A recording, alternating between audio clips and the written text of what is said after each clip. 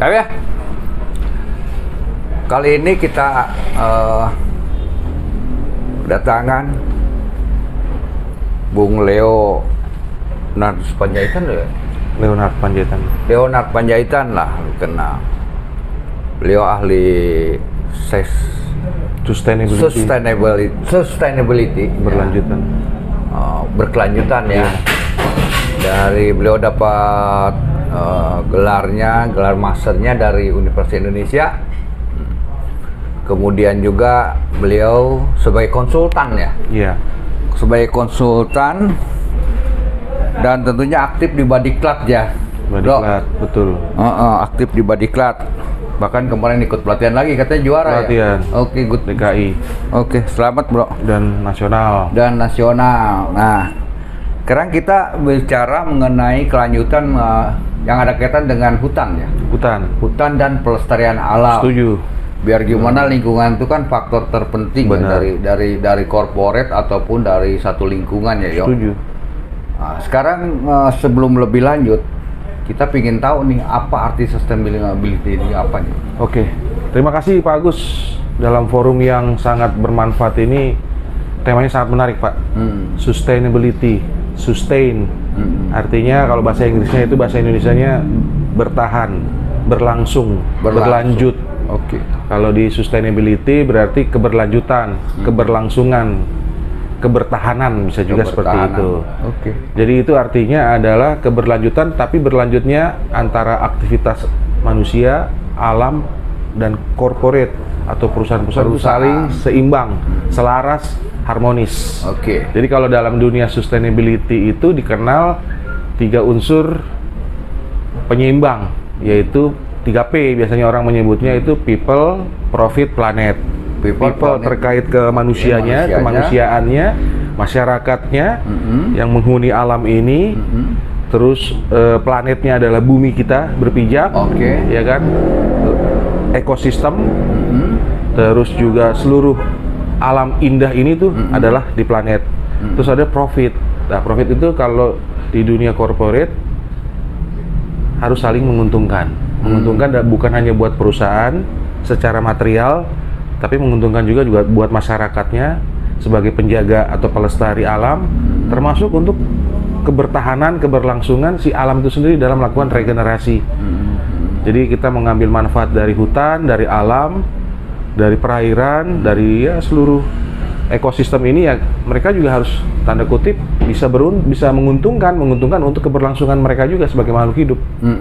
Gimana kita juga caranya melestarikan mereka ini secara periodik menjadi suatu ini ya, kebudayaan, kesadaran kolektif kolektif manusia ya, dalam menyelamatkan planet bumi ini. Kemudian people-nya yang manusia itu bisa dari kita, masyarakat sekitar hutan, masyarakat yang menjaga alam, masyarakat penggiat alam, masyarakat termasuk kebudayaan. Situ ada unsur kebudayaan di situ, karena dari alam inilah kita bisa menangkap rasa budaya itu, olah seni budaya itu. Karena alam menyediakan sumber pangan, sumber kehidupan, udara, air, makanan kita, bahkan obat-obatan dari alam. Oke. Sekarang itu sudah masuk konsep universal iya, betul. Untuk ya ada humanistik dan universalisme di situ ya. Betul. Itu konsep ini sebenarnya kan di Indonesia seolah-olah baru gitu. Kalau kita ngomong lingkungan itu seolah-olah terpilah dari perusahaan. Iya. Seolah berpilah dari profit perusahaan segala macam. Lu bisa jelasin nggak negara mana aja yang paling konsisten menjalankan ini sih? Oh, kalau di negara maju, negara-negara Skandinavia, negara-negara yang di arah belahan menuju ke Eropa Utara sana seperti Denmark, Swedia, Finlandia. Mereka yang memiliki 4 musim justru mereka yang lebih peduli terhadap keberlanjutan alam dan lingkungan dan masyarakat. Mereka sudah menggunakan energi baru terbarukan dalam aktivitas sehari-hari. Energi terbaru mau dari recycle gitu nggak ya? Termasuk pemilahan sampah, recycle, pemanfaatan sampah menjadi energi, sampah-sampah basah yang bisa diolah kembali menjadi energi listrik, terutama kincir-kincir angin mereka sudah berfungsi, sudah menjadi suatu kebudayaan, suatu tradisi. Terus juga transportasi mereka sudah ramah terhadap lingkungan, artinya menghasilkan zero emission. Sebenarnya sudah terpadu. Value-nya tuh value timur ya. Value-nya value timur. Tapi sekarang digaungkan malah di barat ya. Betul, karena mereka untuk bertahan hidup dengan 4 musim, dengan keterbatasan sumber daya alam, mereka harus kreatif. Memanfaatkan sumber-sumber daya yang ada, yang existing bagi mereka. Iya. Mau kalau misalnya kalau dulu sampah langsung, tapi ini bisa diolah kembali, bisa manfaat lagi ya. Betul. Mereka bahkan kota-kota di negara Skandinavia itu sudah sifatnya itu cradle to cradle, artinya dari suatu sumber daya tidak ada yang terbuang. Oke. Semua diolah, semua dihasilkan. Tidak ada limbah, waste-nya itu sangat kecil sekali, dimanfaatkan lagi. Gua ngeliat tuh konsep dari India yang pakai Buddha itu ya, Yo. Kalau kita lihat itu ya. Sebenarnya iya betul. Sebenarnya kalau konsep dari timur itu kan keseimbangan kan? Keseimbangan. Sama dengan konsep budaya di kita ya. Betul. Keseimbangan hidup dan pengelolaan alam sebenarnya. Itu sebenarnya nilainya universal ya. Bukan sesuatu yang mistis harus ditinggalkan ya. Enggak salah, bukan mistis. Justru nenek moyang kita itu lebih arif ya. Lebih arif, kebudayaan lokal kita, lokal wisdom kita itu justru nilai-nilai lingkungan itu tinggi. Betul. Jadi memang aneh ya kalau ketika kita seolah paling barat, paling timur tengah, sementara orang-orang maju itu bermadhab ngorek-ngorek itu model kebudayaan yang sudah kita lakukan ya. Betul. Harusnya itu yang kita pelihara, apalagi kalau kita punya sekarang kan negara kita kan falsafahnya Pancasila. Betul. Pancasila itu kan mengandung juga nilai-nilai lingkungan juga loh. Kalau mau kita gali. Betul. Salah satunya adalah kemanusiaan yang adil dan beradab, keadilan sosial, humanisme lah ya. Walaupun memang situ humanismenya kental, tapi di dalam humanisme itu adalah sebenarnya unsur-unsur keberlanjutan itu ada. Betul. Bicara people, ada persatuan Indonesia, keanekaragaman budaya, suku, agama, termasuk keanekaragaman sumber-sumber daya kita. Biodiversity. Bener. Kalau gue lihat dari konsep religiositasnya orang Indonesia ya. Kalau orang Barat atau orang-orang misalnya dari budaya-budaya dari luar, itu tuh seolah antara Tuhan dengan dirinya tuh ada distancing ya. Oh iya. Ya enggak? Iya, betul. Konsep kita di timur itu juga nggak ada distancing ya. Betul. Sehingga kalau misalnya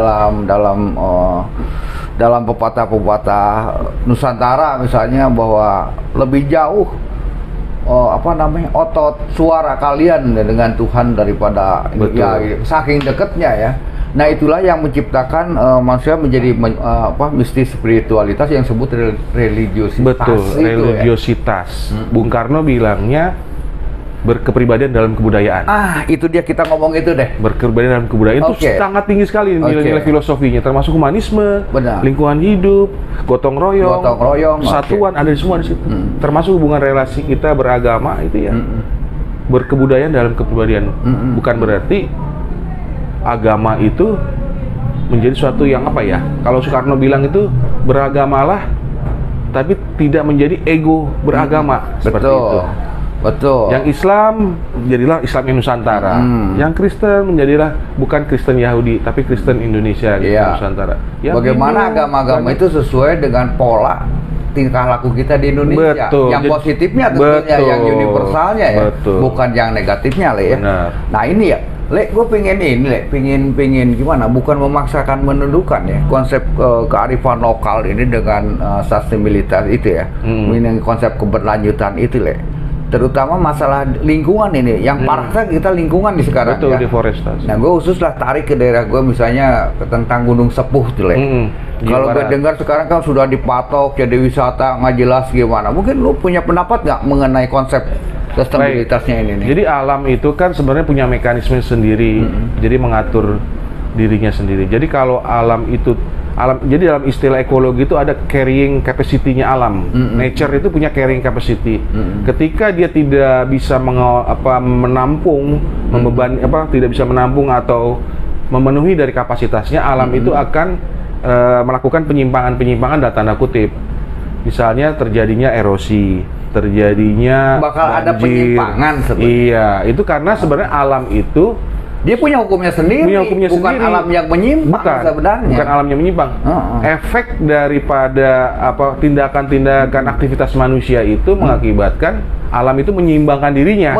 Dia mencari keseimbangan sendiri. Gitu. Nah, terkait dengan objek-objek wisata alam, sebenarnya itu anugerah. Sebenarnya itu bagus karena itu bisa jadi suatu pendapatan daerah. Berorientasi terhadap lingkungan dan kelestariannya ya. Betul.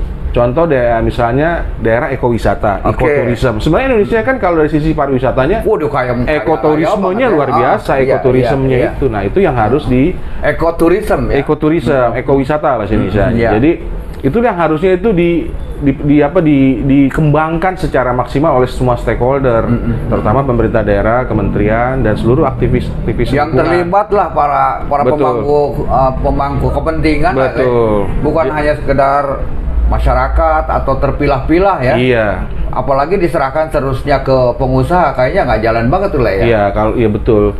Kalau pengusahanya punya awareness terhadap go green, terhadap sustainability ya mungkin nggak ada masalah. Tapi kalau pengusahanya hanya sekedar greenwashing, cuma buat cuci otak, cuma campaign semata doang tanpa ada tindakan real, itu juga sangat merugikan. Betul.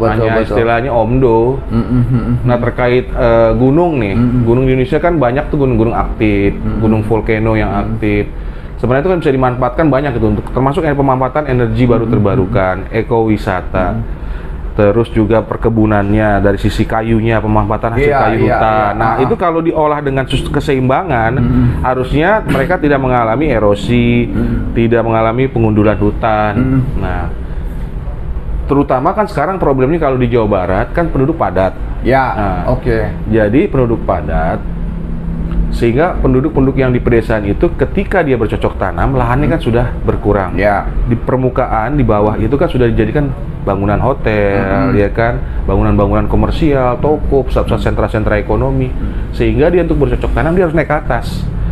Ya kan? Kalau itu masalah perkebunan sayur. Artinya di daerah-daerah ketinggian tertentu kan tidak boleh tanaman-tanaman semusim, karena itu kan pencegah erosi. Benar lah. Itu sekalinya itu hukum alam dalam pengertian yang kewajaran ya. Iya. Tapi masalahnya sekarang justru ini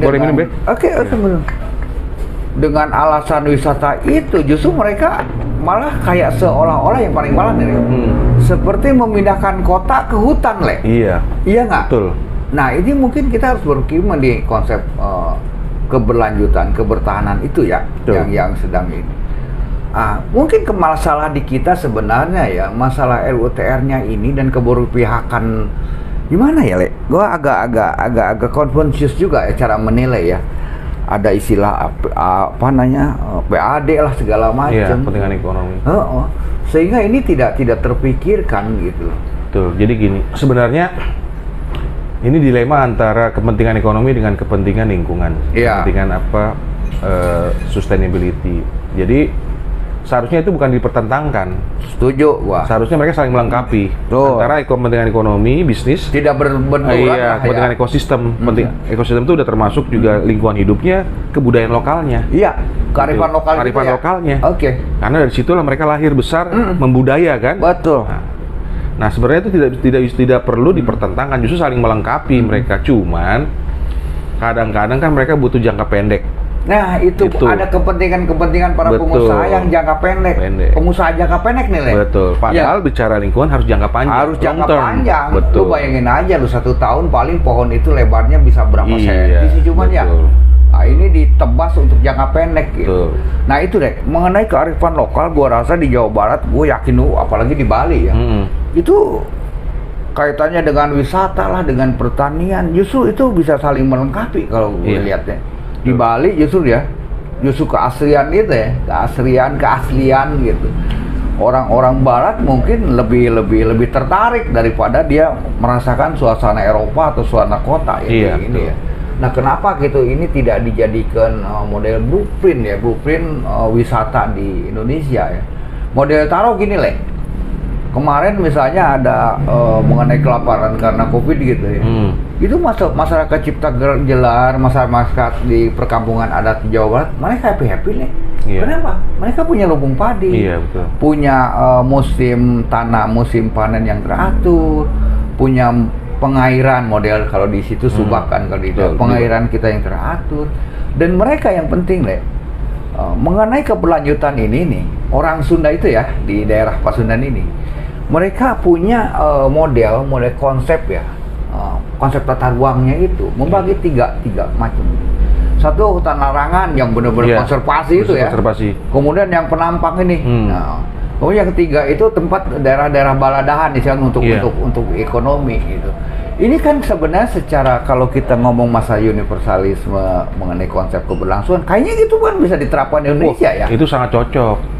Kalau dengan masyarakat Priangan yang sudah notabene kental dengan budaya kearifan lokal, menjaga bentang alam mereka dengan kearifan lokal yang luhur itu sebenarnya menjadi guardian of life. Betul. Penjaga kehidupan kita untuk masa depan generasi yang akan datang. Nah, tinggal sekarang itu disosialisasikan, jadi dibakukan, bahkan dijadikan edukasi. Iya, diedukasikan ke masyarakat ya. Dibakukan, jadi kurikulum pendidikan berbasis budaya dan alam sekitar. Betul. Karena bicara lingkungan nggak terlepas dari bicara budaya. Oh iya, karena balik lagi dalam konsep kita kan mengenai kemandirian di bidang ekonomi atau keberdikarian, kemudian kedaulatan di bidang politik dan kepribadian di bidang budaya. Ya. Kayaknya kita terapkan ini cocok banget ya. Cocok. Kita menggunakan konsep tata ruang dengan konsep asli yang berkebudayaan itu pasti akan mempunyai inggit yang kuat deh. Betul. Daripada kita misalnya teman-teman kita di legislatif harus studi banding ke luar negeri mana yang tentu kebudayaannya sendiri nggak sama gitu loh. Benar. Karena yang namanya teknologi pasti punya kebudayaan sendiri kan. Betul. Bagaimana dia pakai teknologi Eropa Barat yang sementara di sini kita punya kebudayaan sendiri gitu loh. Ya nggak, Le? Betul. Sebenarnya nenek moyang kita sudah punya sistem berpikir yang katakanlah jangka panjang sekali dalam menjaga kelestarian alam di pijakan mereka itu, di bumi mereka berpijak. Karena orientasinya keseimbangan hidup dan pengolahan alam itu untuk berkelanjutan, Le. Betul. Tinggal sekarang pemerintah gimana caranya mengayomi, memberikan katakanlah edukasi, sosialisasi, dan mungkin juga bantuan-bantuan teknologi yang bisa untuk melakukan tepat guna dan intensifikasi itu yang penting. Iya. Keterbatasan lahan, tapi dengan adanya bibit-bibit unggul yang lebih bagus, produktivitas lahan itu meningkat. Perkebunan. Iya, betul. Jadi mereka petani-petani kita, masyarakat kita di ladang, di hutan, di masyarakat sekitar hutan itu tidak melakukan ekspansi lahan yang berlebihan. Betul. Gitu. Kadang-kadang gini, Le, itu ekspansi lahan itu dilakukan misalnya gini, Le, karena ini kan banyak humus nih, nggak usah dicapai-capai mupuk gitu, Le. Nanti kayak nomaden gitu deh, pindah lagi. Sebenarnya padahal itu lahannya harus dikonservasi. Iya. Ketika lahan itu digunakan untuk itu, tuh datang hujan, Le. Lu bayangin aja itu lu tingkat haranya segala macam ke bawah air, Le. Iya. Hutan itu akan penuh dengan sendirinya. Gitu. Ini yang kejadian loh itu. Banyak. Nah sebenarnya ya memang harusnya ya itu kita balik lagi. Tidak ada salahnya kalau kita menerapkan kearifan lokal di daerahnya masing-masing, ya kan? Betul. Karena ini bukan sesuatu yang mistis, yang beda, yang kurapa, tapi ini akan bisa berdampak ya untuk kelangsungan kehidupan ke masa depannya, Le. Betul. Gitu. Setuju. Makanya suku-suku tertentu di Indonesia kayak Baduy, Baduy dalam itu cipta gelar kayak di daerah Sukabumi, di Bali, suku-suku tertentu itu memang yang lebih konsisten kepada nilai-nilai alam luhurnya mereka itu. Jadi mereka kadang-kadang juga mengisolasi diri, sebenarnya ada manfaatnya. Betul. Mereka menjaga alam itu benar-benar nyatu mereka dari sisi budaya dan dari sisi aktivitas mereka. Mereka hidup dicukupi oleh alam. Betul. Nggak perlu berlebihan hidupnya. Ya. Kesederhanaan itu kuncinya itu. Karena misalnya ada di Baduy, siapa sih yang ngerusak? Ya orang-orang yang nebang-nebang kayu itu apa orang Baduy? Gua rasa bukan, Le. Pernah ada kejadian dulu kan? Orang-orang pendatang. Bahkan atas nama agama dia nebang-nebang di situ kan. Betul. Nah itu memang kejadiannya begitu gitu. Nah kita sementara memang sih ya nggak gampang juga sih tugas-tugas pemerintah ya. Makanya harus stakeholder-nya udah harus kerja sama. Makanya pemerintah sebenarnya bisa melakukan ini, memberikan insentif sebenarnya. Jadi gini, kalau pemerintah mau melakukan intervensi, memberikan insentif melalui mekanisme, katakanlah mekanisme buat insentif lingkungan, itu sebenarnya masyarakat di sekitar desa, sekitar hutan yang mau melestarikan ketika mereka melestarikan itu dikasih insentif. Harusnya ya? Iya, sebagai apa ya? Sebagai stimulus mereka. Stimulus mereka? Iya, stimulus mereka. Jadi ketika mereka dilarang menebang hutan dan mengubah lahan di gunung, di hutan itu menjadi lahan pertanian yang tanamannya satu musim, padahal itu di ketinggian ratusan meter di atas permukaan laut dan di kemiringan juga ya? Itu kan juga berisiko bencana ya. Kasih insentif dong sama pemerintah. Iya. Dia menjaga menanam tanaman-tanaman keras yang bisa mengikat tanah, terus juga bisa menyimpan air sebagai sumber di hulu mata air kita. Ya dikasih insentif sama pemerintah. Iya, karena yang gue takutkan gini, kita tuh disebut jantung paru-paru dunia, tapi TBC sebenarnya. Iya, itulah. Tuh kan mengerikan banget gitu. Mengerikan. Makanya kan sekarang kan yang konferensi perubahan iklim yang COP26 yang di Glasgow itu, Skotlandia kan baru tuh November kemarin. Itu kan temanya tentang zero emission, emisi karbon 0 sampai pertengahan abad ini. Terus suhu bumi dijaga sampai hanya maksimal 1,5 derajat Celcius. Nah, gimana caranya mengurangi emisi dari industri, dari aktivitas manusia? Kan salah satunya kan harus reforestasi, reboisasi, menanam sebanyak-banyaknya kan. Oh ini memang ini kecenderungan orang untuk menebang hutan begini deh. Misalnya ada pembagian lahan yang 2 hektar itu ya. Itu tuh rata-rata tidak diambil dari HGU yang jatuh tempo, HGU perkebunan sekarang banyak yang jatuh tempo tuh, ya kan? Itu cenderungnya untuk memperluas lahan yang tadinya itu hutan gitu loh. Iya. Iya nggak? Yang itu kejadiannya lah. Sementara yang lahan-lahan misalnya bekas perkebunan teh gitu ya. Ya gua kalau ngomong itu diterlantarkan atau dibiarkan sih kayaknya terlalu ini banget ya, terlalu menuduh banget ya. Tapi kenyataannya begitu deh.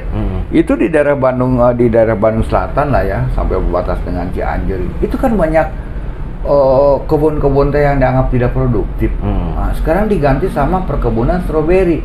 Gua nggak tahu siapa yang punya perkebunan stroberi itu dan. Ya dia pengusaha. Seharusnya kan lahan itu ya yang dialihdayakan menjadi lebih produktif lagi.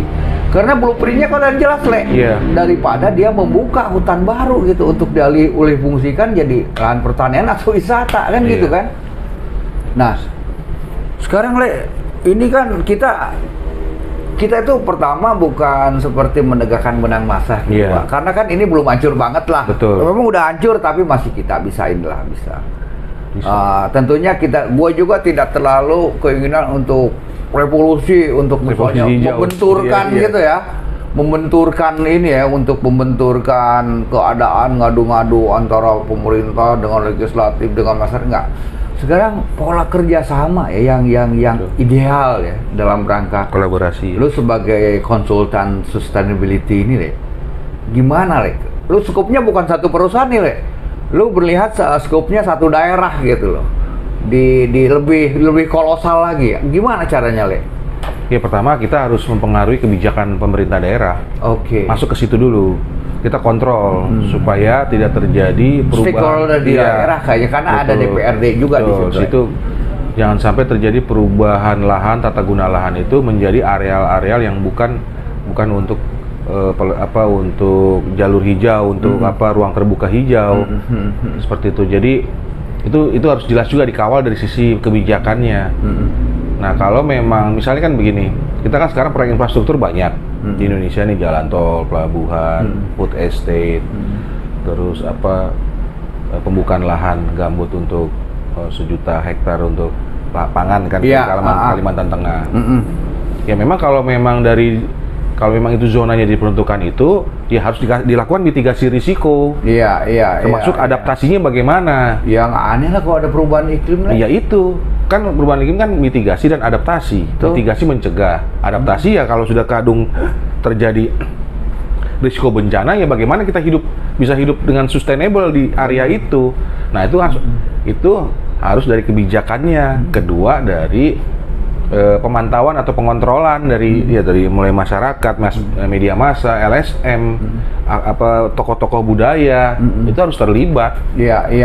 Dan jangan sampai suatu daerah tiba-tiba ini lahan pertanian yang harusnya stok pangan kita, yang secara natural dia sudah terbentuk menjadi lahan pertanian sejak puluhan tahun, ratusan tahun lalu, tiba-tiba jadi areal industri. Loh, itu kenyataan. Sentra ekonomi. Nah, itu nanti stok pangan kita bagaimana? Iya. Ketahanan pangan kita. Betul.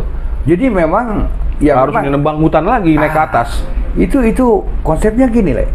Konsepnya itu karena gini, sekarang tuh kan kita susah menentukan petani itu regenerasi. Mungkin 2-3 lagi udah nggak bakal ada yang mau petani menjadi petani lu, Le. Yang pertama itu. Sementara mereka tuh paling tidak kalau setelah lulus SMA dia memilih kerja di pabrik, Le. Jadi nggak aneh kalau misalnya ketika di Jakarta dinaikkan UMR-nya, para pengusaha tuh banyak lari ke daerah dan membuka pabrik baru gitu. Karena untuk 1 tahun beda selisih UMR yang di daerah itu, Le, itu bisa bikin pabrik, Le. Ya memang itu bisa memenuhi kebutuhan mata pencarian di daerah itu sekalipun tidak semuanya. Akan tetapi lahan itu dengan sendirinya otomatis dong. Betul. Hilang dong lahan produktif itu. Betul. Iya nggak? Ya memang semua itu harus ada pengendalian.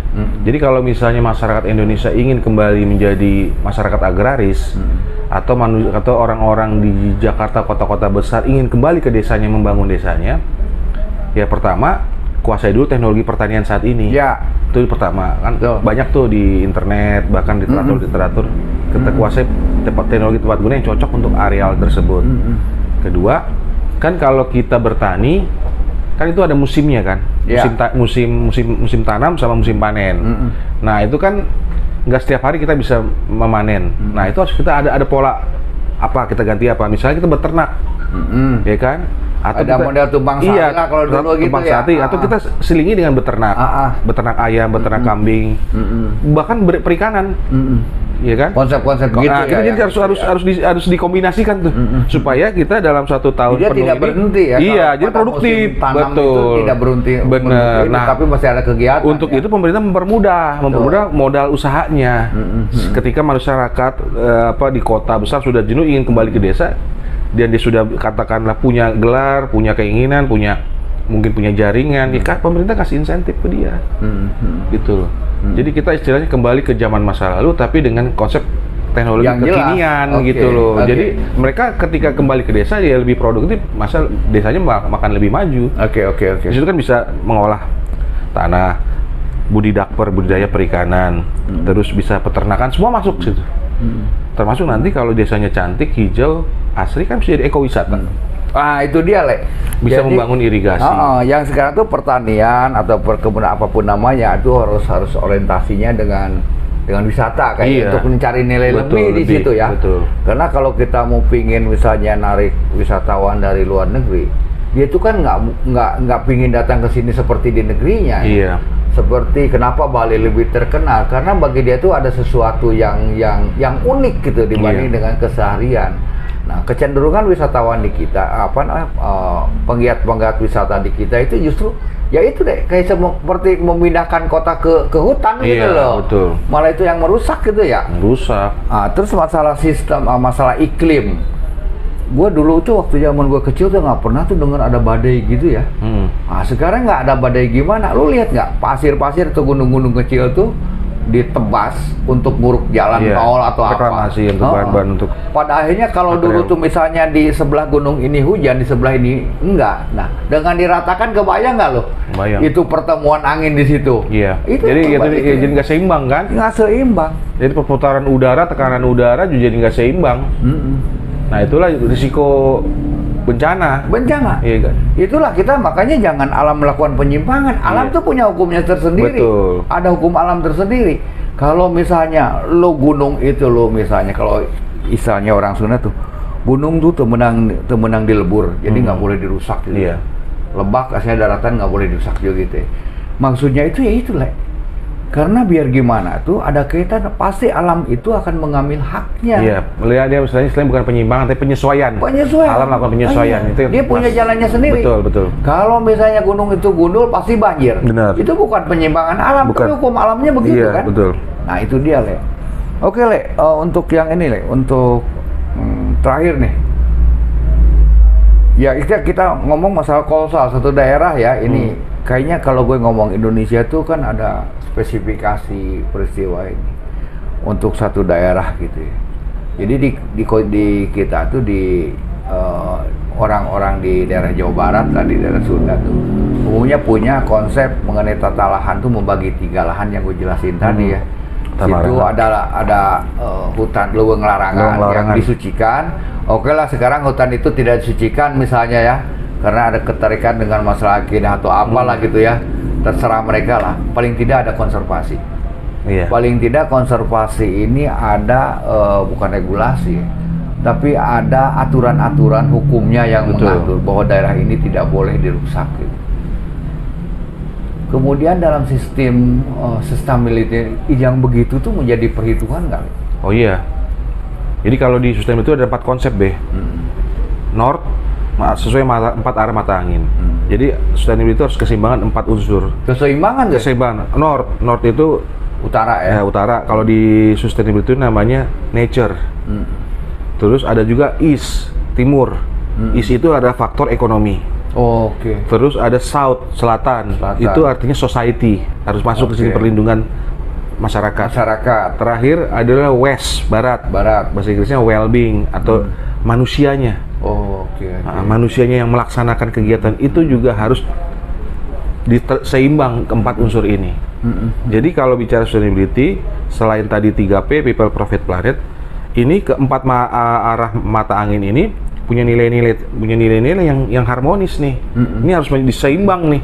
Dan seimbangnya itu bukan bicara dalam jangka pendek, tapi dalam jangka panjang. Keberlangsungan itu ya. Betul. Karena bicara lingkungan itu bicara generasi yang akan datang. Berpuluh-puluh beratus generasi. Seperti itu. Makan kalau di dunia pengadilan atau dalam filsafat Yunani itu, ketika hakim ingin memutuskan suatu perkara, mana kepentingan ekonomi atau kepentingan lingkungan yang didahulukan, ada namanya tuh istilah di bahasa Latinnya itu indubia pro natura. Dalam keraguan-raguan pilihlah kepentingan lingkungan. Pasti ngambil ke lingkungan. Pasti, karena lingkungan itu bicara jangka panjang kan. Perlindungan ke jangka panjangnya. Kalau ekonomi kan jangka pendek biasanya.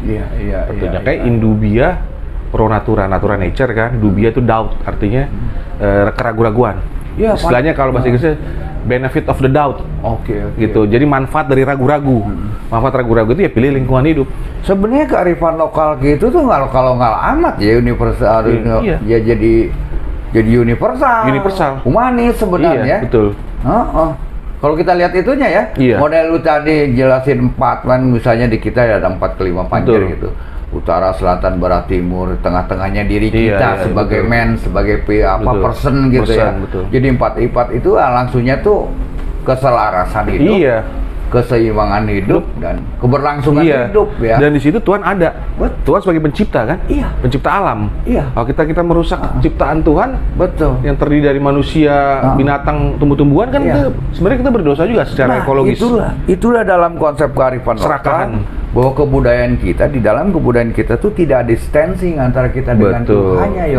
Betul. Iya nggak? Betul. Sebenarnya kearifan Indonesia tuh Nusantara hebat banget ya. Betul. Cuma kita nggak sadar aja kali yo. Iya, pertama itu sebenarnya sadar, cuman kita cuek aja karena jangka pendek itu. Jangka pendek karena ada kepentingan keserakahan itu loh. Jadi manusia itu kan homo apa istilahnya? Homo homini lupus. Homo homini lupus. Nah, jadi ya itu ada kadang-kadang kita gampang tergoda. Betul. Gitu loh. Seringkali kita manusia itu tergoda oleh kepentingan sesaat, apalagi kalau diiming-imingi. Orang mau cepat kaya. Nah, problemnya kan di Indonesia ini kan masyarakat agraris ini kan secara struktural miskin. Nah, itu harus dibenahi dari sisi fundamennya dulu. Dan itu kalaupun kaya itu tidak bisa instan ya. Bagaimana sumber-sumber daya itu dengan alat produksi yang ada bisa memanfaatkan ya ke tanah-tanah mereka, ladang-ladang mereka itu menjadi sesuatu yang produktif buat keluarga mereka maupun tetangga-tetangganya. Jadi di situ sustainability-nya berjalan. Itulah dulu kan pemikiran Bung Karno kan seperti itu. Betul. Bahwa ternyata di kita tuh lebih mengutamakan want daripada need gitu ya. Betul. Itu yang godaan kita juga, keinginan gitu banyak banget ya. Padahal saya secara kebutuhan sudah terpenuhi. Karena keinginannya tuh jadi macam-macam gitu. Betul. Itu yang merusak ini kita. Oke, Yo, sekarang gimana, Yo? Ini kan menyangkut masalah masyarakat nih. Pola gue lebih cenderung ya. Jadi kalau ada orang mengatakan bahwa keadaan itu dibentuk oleh kesadaran atau kesadaran itu dibentuk oleh keadaan. Dua-duanya. Memang sih kalau ideal dua-duanya, tapi kan secara ini kan dua-duanya bertentangan, yang satu Hegel yang satu Marx ya. Betul. Kalau yang ada, yang kalau menurut saya sih Rousseau dulu, Rousseau. Dari Rousseau kan timbul dari pemikiran. Nah, itu dia. Kalau pemikiran kita jernih, bening, hati kita kan juga hati nurani kita. Iya, God spot kita keluar. Jadi kita bisa membedakan antara mana yang benar, mana yang salah. Oke. Nah, artinya kalau gitu bahwa keadaan apapun, sesulit apapun, kalau kita punya kesadaran, ya, betul, pasti akan berubah itu. Betul. Tapi kalau kita kebawa-bawa oleh keadaan, kesadaran kita juga, ya mungkin masih makin rusak ya. Benar. Itulah. Itu yang gue dapatkan dari teori-teori Hegel gitu, termasuk Bung Karno, termasuk Ernest Renan gitu, mengenai rasa di situ ya. Betul. Oke, yang jelas kayaknya sih perlu ada gini, jadi masalah gini. Gue datang ke satu daerah dan daerah itu ngomong, Pak, ini dengan pembangunan ini 80% masyarakatnya setuju Pak, yang 20% tidak setuju. Tapi gue nanya, yang 80% setuju sih kenapa? Oh, ternyata sudah ada sesuatu. Itu tuh jangka pendek kepentingannya Artinya bahwa kita juga sekarang kayak ini harus mulai lagi membangkitkan kesadaran masyarakat tentang hal-hal apa di masa depan. Yang mungkin yang paling penting kita harus berpikir ya untuk bagi gua ya, masalah keberlangsungan dan kebertahanan ini, bahwa apapun yang ada di negeri ini, apapun kelestarian ini bukan milik kita. Itu adalah titipan untuk generasi yang akan datang. Itu kuncinya benar. Itu kuncinya betul. Oke, yang terakhir. Yang terakhir apa saran lo ya? Ya, saran satu buat kita sendiri nih, sebagai kita pribadi ya, kita mulai dari yang kecil. Jangan buang sampah sembarangan. Yang kecil ya. Betul. Itu nggak gampang melaksanakannya. Misalnya kita di mobil, tiba-tiba kita buang puntung rokok, buang kulit pisang itu juga kan nggak boleh sebenarnya. Oke, kalau kita ngomong masalah hutan lah, gue lagi dari Gunung Sumpung. Kalau masalah hutan, satu, jangan memudahkan ganti-ganti regulasi. Itu loh. Yang jelas konservasi pasti harus ada. Ada hutan-hutan yang nggak boleh dijamah ya. Jadi ada yang istilahnya tidak boleh sama sekali. Nah, itu yang harus konsisten tuh. Kalau dulu tuh hutan larangan, sekarang konservasi lah gitu ya. Sama lah, larangan. Hutan lindung lah ya. Iya, betul, hutan lindung. Itu kan hutan kan sumber air, sumber makanan, sumber ada biota-biota. Semua itu sumber hidup lah, sumber kehidupan. Nah, itu harus dijaga dan itu nggak boleh.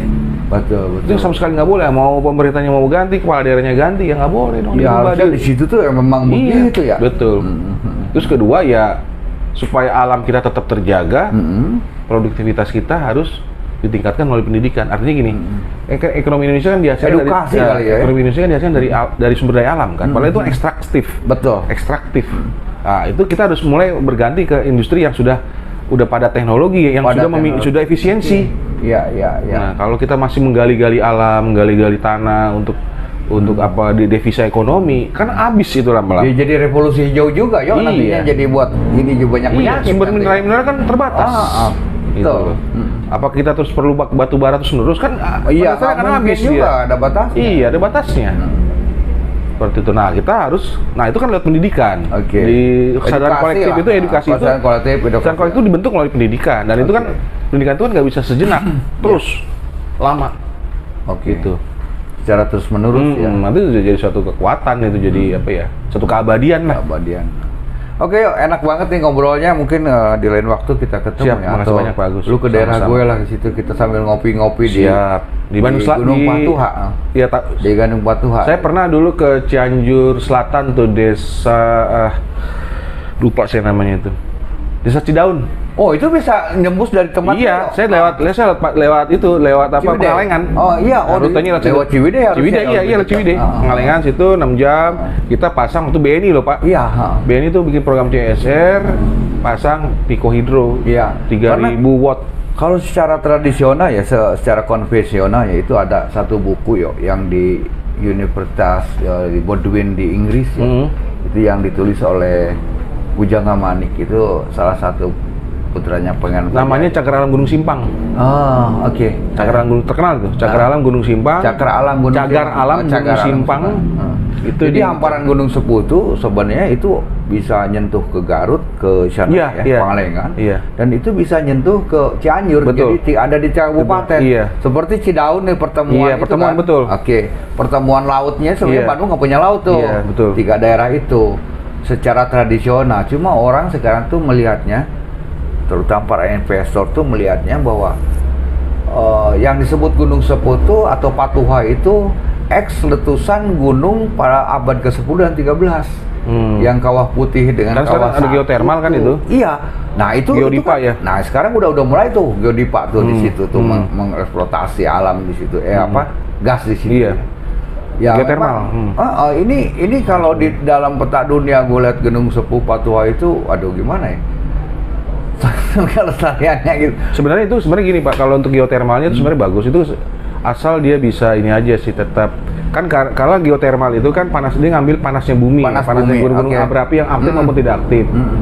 Nah, itu kan untuk listrik. Nah, itu kan sebenarnya dia tidak boros lahan lah. Hanya bor-bor sumur-sumur doang. Yang penting sosialisasi ke masyarakat.